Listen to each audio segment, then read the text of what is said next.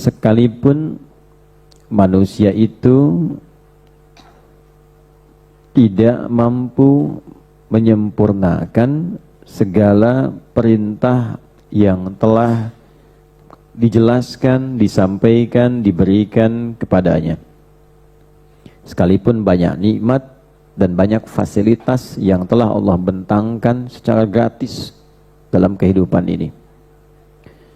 Saya pernah contohkan di pertemuan lalu, nikmat oksigen gratis. Allah curahkan air dari langit berupa hujan gratis.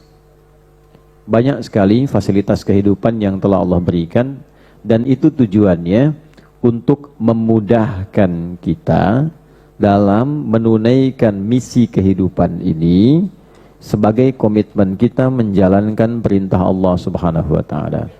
Ingat, kita ini hidup dengan komitmen. Ya, hidup dengan apa?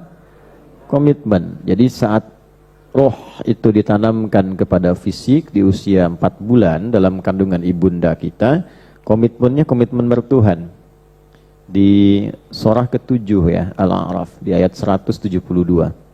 Wa idz akhadha rabbuka mim bani adama min zuhurihim ya dzurriyyatahum wa ashhadahum ala anfusihim alastu bi rabbikum qalu bala syahidna an taqulu yawmal qiyamati inna kunna an hadza ghafilin.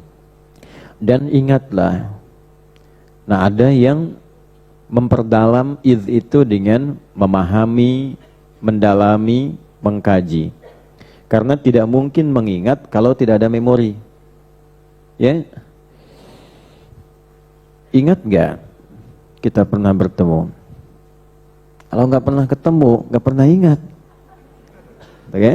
Jadi mesti ada memori sebelumnya yang mengisi ruang dalam diri kita untuk kita ingat kembali. Nah, untuk mengingat itu maka Allah berikan informasi di dalam Al-Quran, informasi tentang penciptaan, informasi tentang siapa diri kita. Kok tiba-tiba ada gitu, dari sebelumnya tidak ada. Nah, informasi itulah kemudian yang diisikan di ruang-ruang pemikiran kita, di akal kita, di diri kita. Lalu dengan informasi itu kita diminta untuk mengingat kembali tentang fungsi hidup kita. Disadarkan kenapa ada dari yang tadinya tidak ada.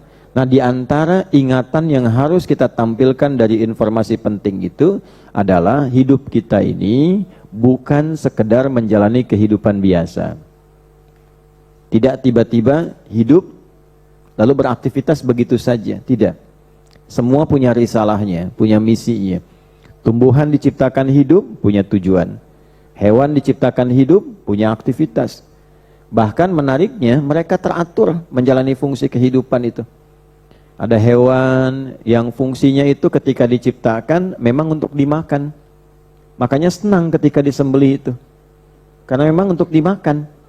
Ya, ada yang sapi misalnya, kerbau, ya, sampai agak kecil-kecil ayam dan seterusnya. Itu memang ada yang diciptakannya digemukkan, dimakan, senang aja. Ya. Beberapa waktu lalu saya dari Solo itu 5:30 sarapannya itu sudah sate kambing itu. Saya berpikir, wah berapa kambing syahid sebelum subuh gitu. Tiap subuh gitu ya, itu sudah ada yang disembeli gitu. Memang fungsinya begitu.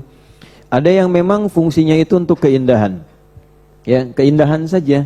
Jadi diciptakan untuk ditatap. Ya, misalnya burung cendrawasih gitu kan. Burung kakatua, pernah dengar misalnya sate kakatua gitu kan? Tidak. Dan ketika itu diganggu fungsinya, orang protes, fitrah itu mengalir. Protes. Fitrahnya ditanamkan. Kenapa? Karena keluar dari fungsi. Ada yang fungsi tunggangan, ya, untuk membajak, macam-macam. Nah, sekarang kita yang dihisab dengan tingkat tertinggi loh di makhluk yang dihisab. Sekarang lihat fungsi kita apa? Keteraturannya bagaimana? Jangan sampai hewan yang memang ditakdirkan oleh Allah untuk menjadi fasilitator, ya, melayani kehidupan kita supaya fungsi kemanusiaan kita berjalan dengan baik. Kan jelas, wal arda wada'aha lil anam. Semua hal yang di bumi ini dijadikan fasilitas oleh Allah supaya memudahkan kita menjalankan misi kehidupan. Nah, apa di antara misi hidup itu? Komitmen pertama yang kita katakan saat roh mulai tertanam itu sudah menuhankan Allah. Alastu bi rabbikum, ya kan? Dan saya pernah bahas ini dengan sangat panjang dan lebar, mengapa yang ditampilkan sifat rububiyahnya Rabb. Ya, untuk memberikan gambaran tentang perawatan Allah dalam kehidupan kita. Aku yang memberikan nyawa, aku memberikan tugas ini. Nanti kalau engkau punya kebutuhan aku penuhi, kalau sakit aku sembuhkan, kalau salah pun aku bimbing kembali, kalau dosa aku ampuni. Demikian terus gitu. Ya, itu sifat Rabb. Itu rahasianya kenapa ketika kita butuh Allah, kita sebut Rabb. Rabbana. Ya, Rabbana zalamna anfusana. Kalau salah ingin kembali. Rabbana atina fid dunya hasanah. Rabbana la tu'akhidna in nasina wa akhtana. Lalu dipersonalisasi, dipersonifikasi ke bentuk personal kita, ya, secara eksklusif. Jadi Rabbi gfirli waliwa hidayah, Rabbi habli minas. Itu. Kenapa disebut itu? Kita meminta kepada Allah dengan dasar perjanjian tadi. Ya Allah, engkau kan yang berjanji. Kalau aku sulit, engkau mudahkan. Kalau aku sakit, engkau sembuhkan. Kalau aku mendapatkan 1, 2, 3, engkau yang memberikan solusi 1, 2, 3 dan seterusnya. Ya, tapi perjanjian rububiyah itu juga diisi dengan komitmen kita menuhankan Allah. Bala syahidna.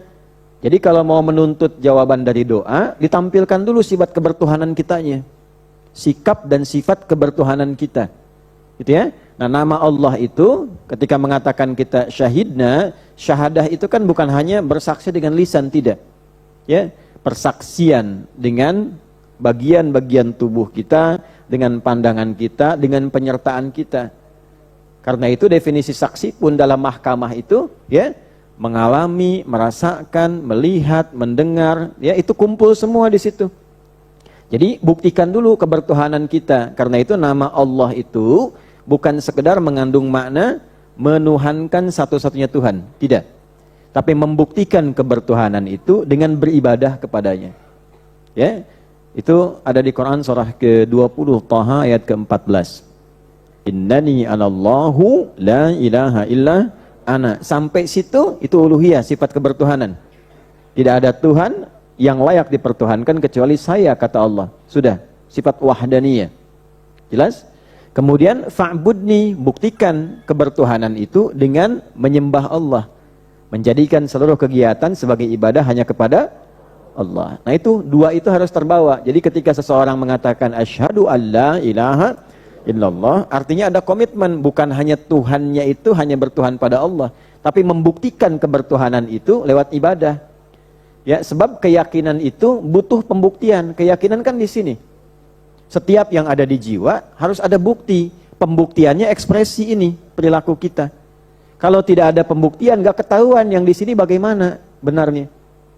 Orang kalau bahagia kan kelihatan di wajahnya, ekspresinya. Itu menunjukkan suasana hatinya. Ya, gimana taunya cinta? Diekspresikan.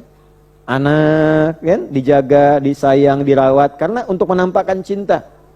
Ya, semua yang ada dalam jiwa itu pembuktiannya adalah ekspresi kita, aktivitas perilaku kita.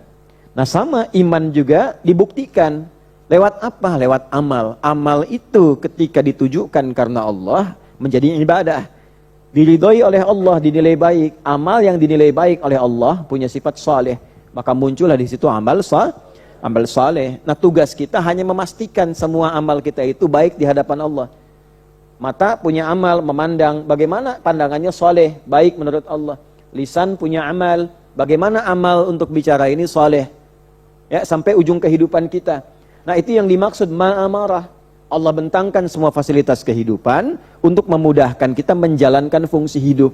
Apa itu? Ma'amarah. Semua yang Allah perintahkan. Ada yang jenisnya kerjakan, ada yang jenisnya tinggalkan. Ya, do it or leave it. If'al wala taf'al. Kerjakan atau tinggalkan. Nah, tinggal tugas kita mengeluarkan semua jenis yang diperintahkan, semua jenis yang dilarang itu.